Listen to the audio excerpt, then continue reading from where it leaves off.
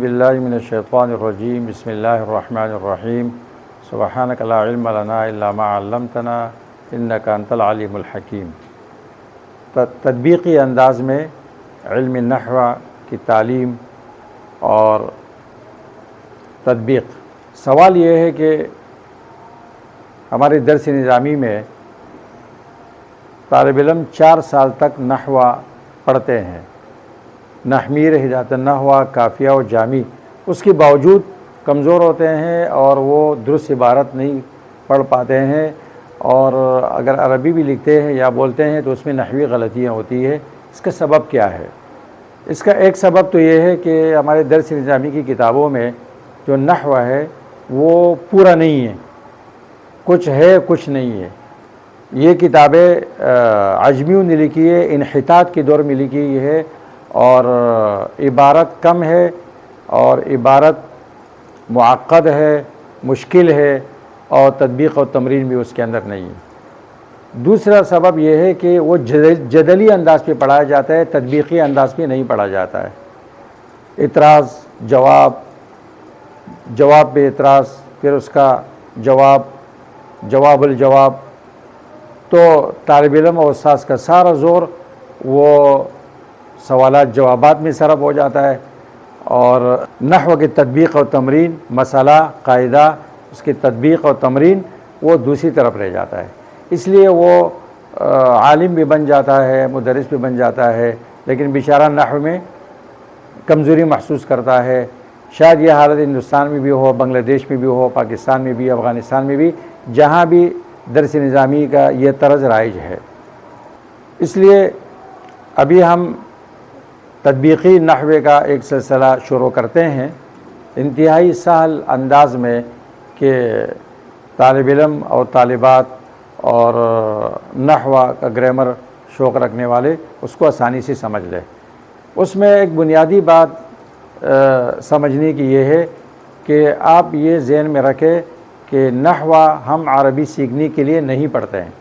بہت سارے ساتھیوں سے جب یہ سوال کیا جاتا ہے کہ آپ نحو کیوں پڑھتے ہیں، تو وہ کہتے ہیں جی میں عربی سیکھنے کے لیے پڑھتا ہوں تاکہ مجھے عربی آ جائے۔ تو اس سے اگر عربی آتی تو بڑے بڑے نحویین نحو پڑھاتے ہیں، بال کی کال نکالتے ہیں، لیکن نہ عربی لکھ سکتے ہیں نہ بول سکتے ہیں۔ اگر نحو عربی کے لیے پڑھایا جاتا تو پھر عرب کیوں نحو پڑھاتے ہیں؟ کیونکہ وہ تو عربی پہلے سے بولتے ہیں، ان کی مادری زبان ہے۔ لہٰذا کوئی بھی گرامر ہو، انگلش کا ہو، عربی کا ہو، وہ زبان کو فصیح بنانے کے لیے ہوتی ہے، نہ کہ زبان سیکھنے کے لیے۔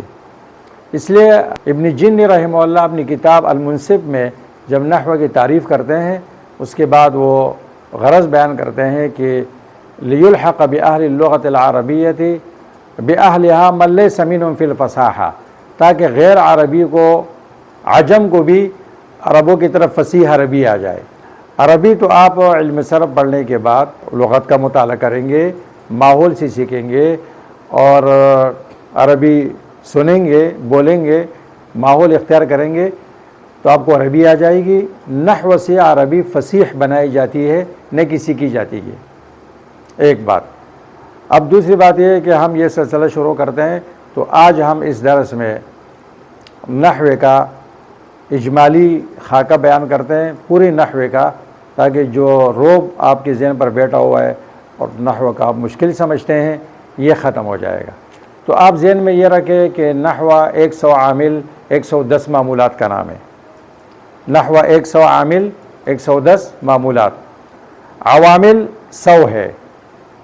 100 کیسے ہیں؟ عامل کی 2 قسمیں، معنوی اور لفظی۔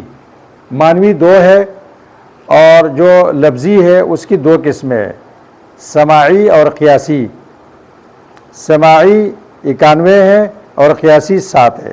تو 2 جمع 91 جمع 7 برابر 100، یہ 100 عامل ہو گئے۔ معمولات 110 ہے۔ 110 کیسے ہیں؟ وہ اس طرح کہ معمول یا مرفوع ہوتا ہے، یا منصوب ہوتا ہے، یا مجرور ہوتا ہے۔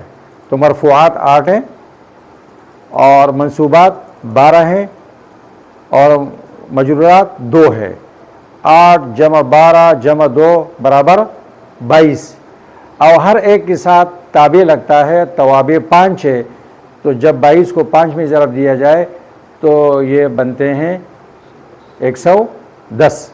تو نحو 100 عامل 110 معمولات کا نام ہے، یہ آپ ذہن میں رکھیں۔ انشاءاللہ آئندہ دروس میں ہم اس کا نقشہ بنائیں گے اور اس کی تفصیل بیان کریں گے، اس کی تطبیق اور تمرین بیان ہوگی انشاءاللہ۔